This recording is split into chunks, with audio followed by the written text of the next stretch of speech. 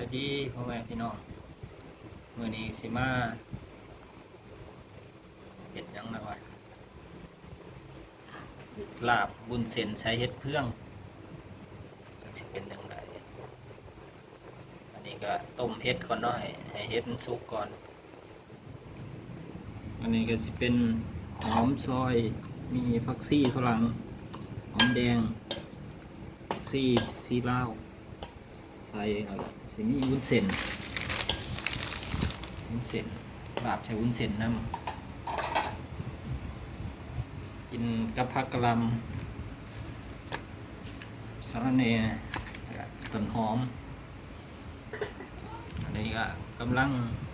เดือดเนาะยังบ่สุกรอถางสุกเดี๋ยวไปเบิ่งวิธีการลาบกันเลยเนาะ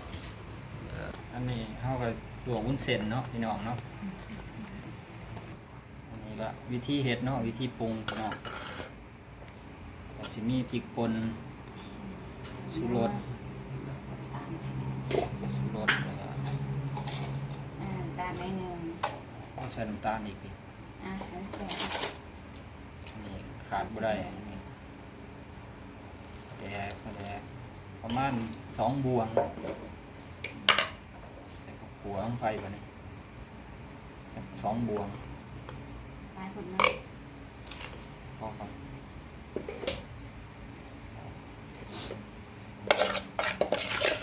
เขาให้เข้ากันหรือว่าข้นเนาะเท่ากับข้นก่อนเนาะเครื่องปรุงให้เข้ากัน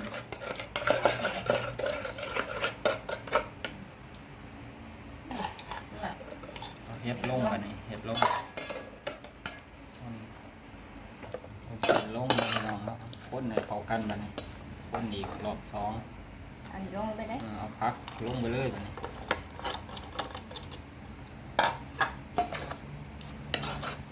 รับสำเนียงเนาะพี่น้องเนาะบ่ได้ยากมันก็คือลาบนั่นแหละเฮ็ดง่ายๆ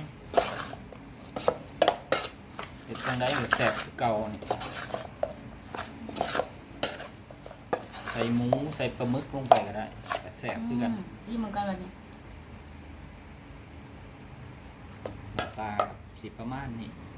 จะว่าเคยเลือกเอาไปเพิ่มความเปรี้ยวลงไปเนาะใส่มะนาวลงไปช่างเปลี่ยนพ่อ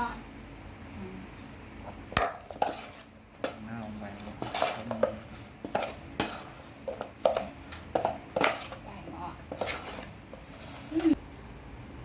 เรียบร้อยพี่น้องครับ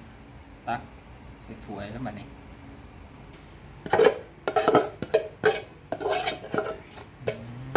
มาเด้อพี่น้องแบบนี้มาเด้อสีสันหน้าตาโรยด้วยสะระแหน่ดูว่าหอมเสริมบ้านเฮาแหละมาพี่น้องมาวันนี้เรียบร้อยแล้วนี่ปลาวุ้นเส้นใช้เฮ็ดเพื่องกินแฉะๆกันวันนี้นะเหมือนเราเห็นดำๆไปเลยสีสันบ่อยากงามมันเลยมันไฟมัน2 ขวดมาลองชิมแล้วนี่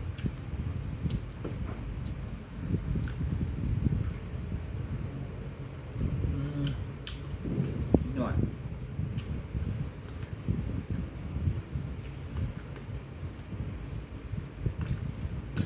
ครับพี่น้องกินกับผัก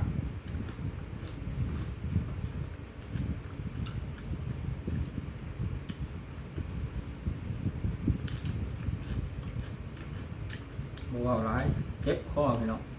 กินอย่างเดียวมาเด้อพายุไก่แถวนี้เด้อ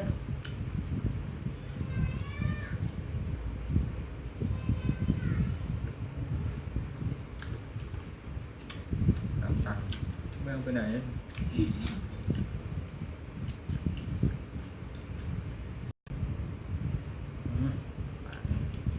ได้บ้างต้องทำมันเจ๋งนะ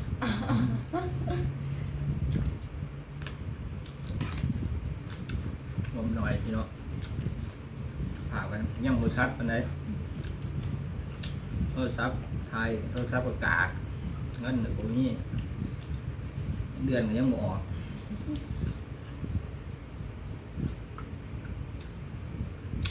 คอยเป็นคอยไปก่อนอะไรใจเขาหมักเนาะ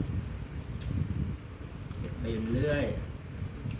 ไปพันไปพันมาเนาะเขามาเบิ่งมาส้มในเรื่องพี่น้องเลยเพื่อให้มีกำลังใจจะคิดไม่เบิ่งยุดแบบบ้านเฮาอ่ะ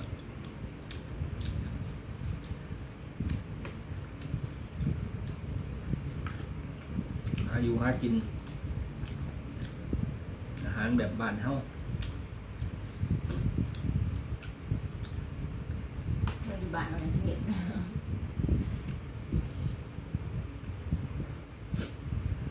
อันนี้ก็เฮ็ดเป็นรายได้อยากมีรายได้เสริมก็เลยลองเฮ็ดเบิ่งเฮ็ดไปเรื่อย เอาหูอยู่แล้ว ๆแต่งานก็เงินเดือนหน่อยเฮ็ดเพื่อคนบันเทิงอีกอยากให้พี่น้องได้เบิ่งได้ชมว่าชีวิตคนอยู่ในเมืองกรุงมาเฮ็ดเวียกเฮ็ดงานอยู่นี่อยู่กินเป็นจังไดแต่ละมื้อแต่ละวันเนาะชีวิตใส่แรงงานกินจังไดนอนจังไดอยากให้ได้เบิ่งได้ชม